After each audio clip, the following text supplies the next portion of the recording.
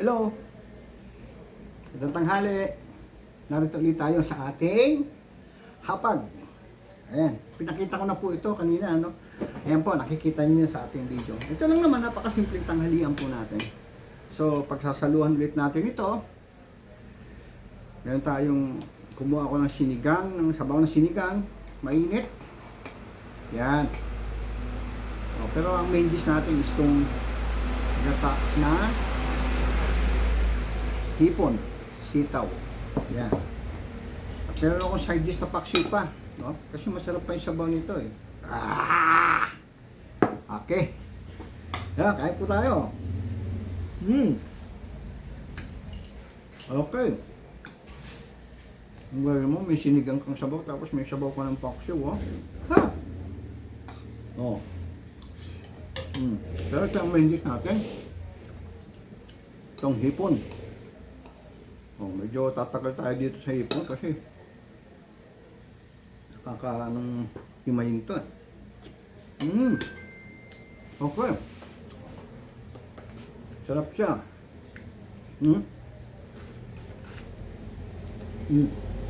Sipsipin mo natin yung ano.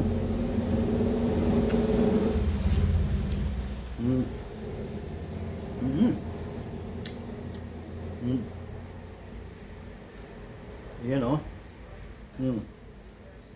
Tapos himayin natin. Tagal lang to eh. Itong magaling dito eh. Tagal himayin. Diba? Oh.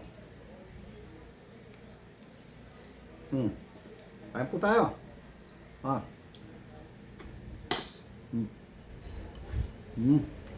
Okay.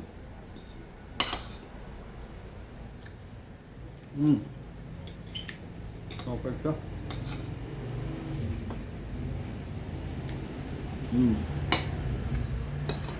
May kalabasa tayo dito. Gata sa sitaw.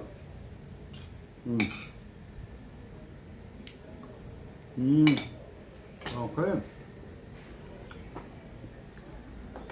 Tignan natin itong ano, sinigang, sabaw. Pili yan, no?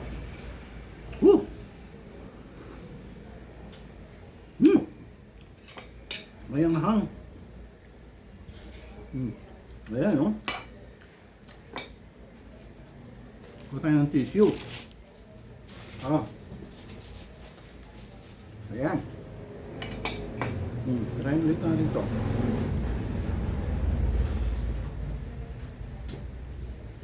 Hipon. Mama na naman siguro itong hipon kasi yan, papasok na naman ang Pasko. October na, next week. Tama ba ang kalendaryo natin? Sa linggo na lang yan. May kalendaryo kami dito sa harap ng kainan.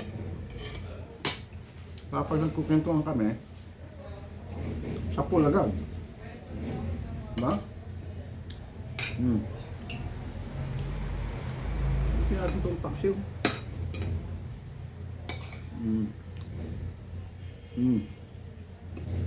Ano ko?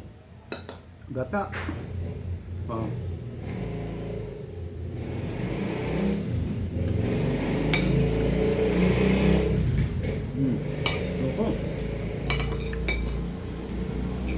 Doon nakikita nyo, binago natin yung likodan, ano? Lumipat po ako. Nakikita nyo kasi yung gamit sa likod. Ayan.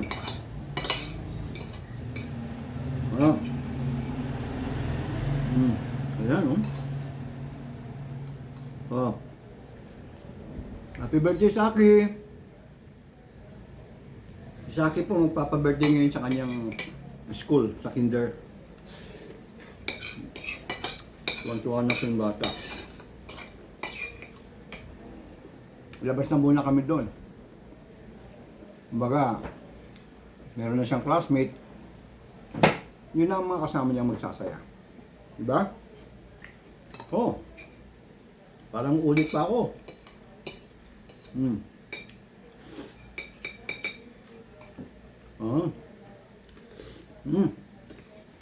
Hipon sa gata. Diba? May sitaw at kalabasa. Ano po, masustansya naman po yan. Tapos meron po tayong sabaw ng sinigang. Hindi na ako kumuha po ng laman. Ano ba tawag doon? Pink. Pink tuna. Ayan. Tapos meron tayo dito. Paksiw. Ayan.